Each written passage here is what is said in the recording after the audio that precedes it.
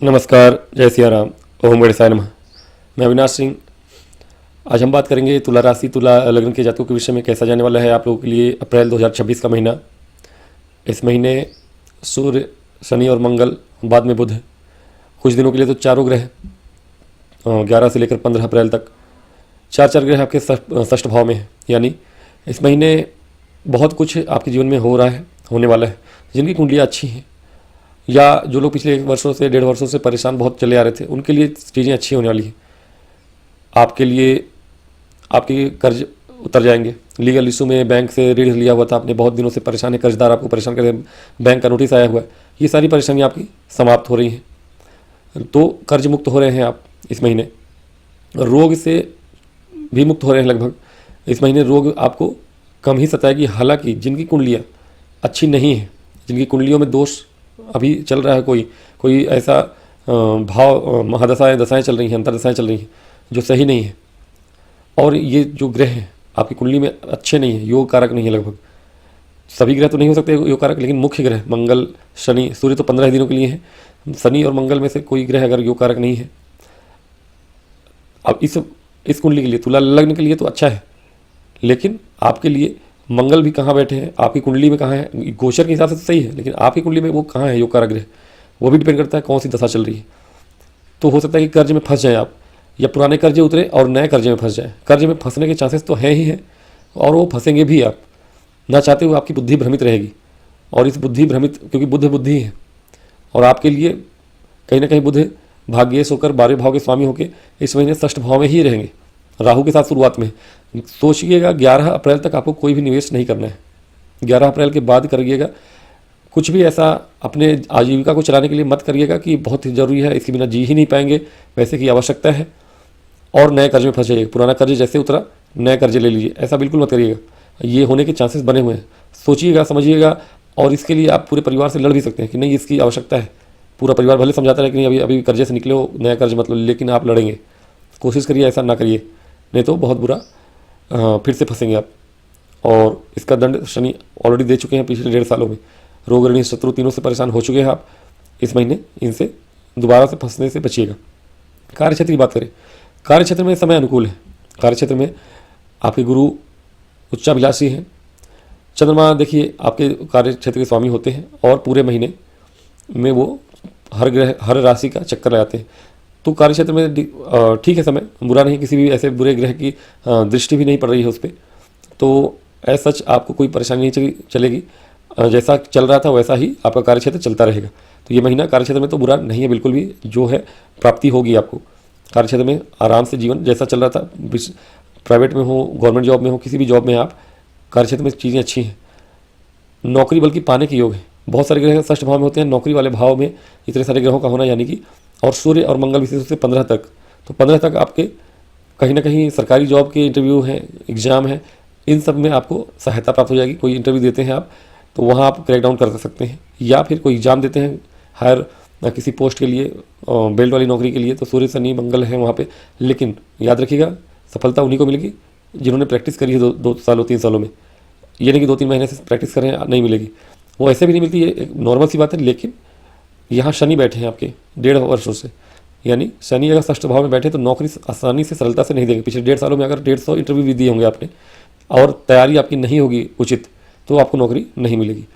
अगर शनि वहाँ ना होते, तैयारी आपकी अधूरी भी होती, तो एक बार को ग्रह के ऐसे गोचर है कि मंगल सूर्य वहाँ होंगे तो जॉब मिल ही जाएगा। अगर चंद्रमा जब वहाँ गोचर में आएंगे, जब भी 2.5 दिनों के लिए चंद्रमा मंगल सूर्य लेकिन शनि है वहाँ, तो वहाँ पे जब तैयारी करा होगा आपने तभी होगा आपको।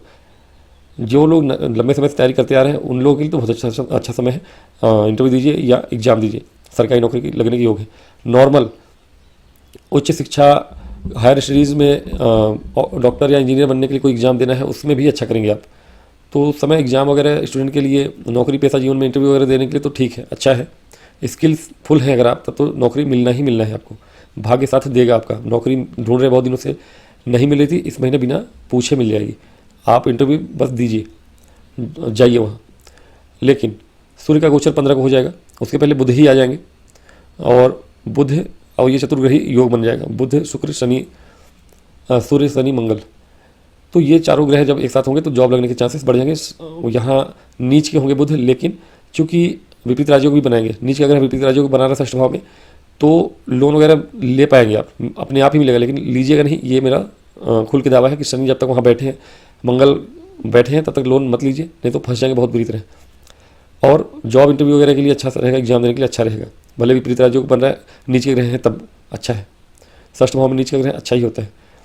और शुक्र आपके 19 अप्रैल तक सप्तम भाव में, ये समय अच्छा है। हालांकि स्पाउस के स्वास्थ्य के लिए अच्छा नहीं है, आपका कोई भी पति है पत्नी है उनके स्वास्थ्य के लिए अच्छा बिल्कुल नहीं है, लेकिन लव लाइफ के लिए या मैरिड लाइफ के लिए अच्छा समय है।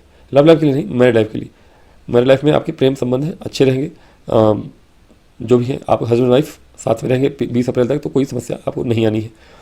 20 अप्रैल के बाद शुक्र आपके अष्टम भाव में आ जाएंगे, ये भी बुरा नहीं है, बुराई बस एक ही है, यहाँ पर आप अपने पति या पत्नी को धोखा देने के लिए मजबूर हो, विवश हो जाएंगे न चाहते हुए। ग्रहों के ऊपर कोई किसी का वश नहीं। यदि आप उस तरह के व्यक्तित्व के व्यक्ति हैं जिनका बाहर आना जाना बहुत ज़्यादा है, बहुत लोगों से घुलना मिलना है, तो कहीं ना कहीं ना चाहते हुए भी आप अपने पति पत्नी किसी को भी धोखा देने के लिए विवश हो जाएंगे, तो इससे बचाव करिएगा।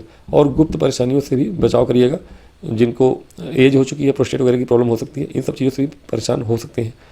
और स्त्री पुरुष दोनों के लिए अलग अलग परेशानी, जो भी गुप्त परेशानी होती है। मंगल तो यहीं रहेंगे पूरे महीने, सूर्य आ जाएंगे आधे महीने के बाद 15 अप्रैल को सप्तम भाव में। अब ये बहुत अच्छा समय है व्यापारियों के लिए।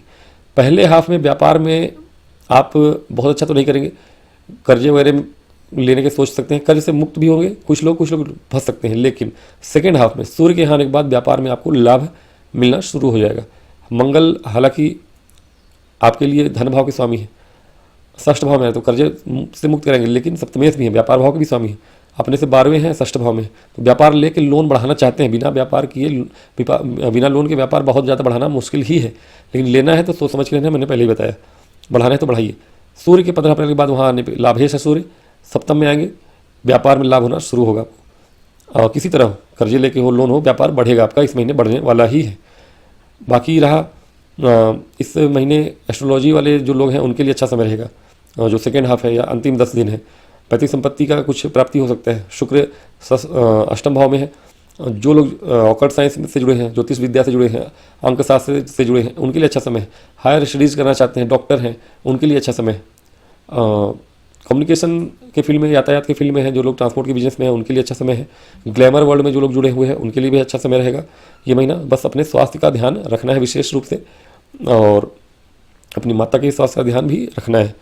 इन दोनों के स्वास्थ्य का ध्यान बहुत केयरफुली रखना है, आप खुद का भी ध्यान रखें और अपनी माता का भी।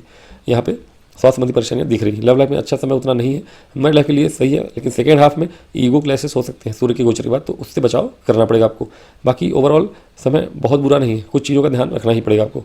उपाय स्वरूप आप देवी के कवच का पाठ अवश्य करिए, माता के मंदिर में हो सके तो जाया करें, कुछ दान दक्षिणा दे के भोग लगा के आरती किया करें। इससे आपको सारी जो विपत्तियां हैं, कर्जे हैं, उससे राहत मिल जाएगी और आपका धंधा व्यापार जो भी है वो चलने लगेगा। तो ये बहुत ही अच्छी चीज़ हो जाएगी आपके साथ। बस इतना कर लें आप, बहुत है। तो आज की वीडियो में इतना ही, मिलूंगा अगली वीडियो में, तब तक मुझे आज्ञा दें। और वीडियो पसंद है तो लाइक और सब्सक्राइब करिए।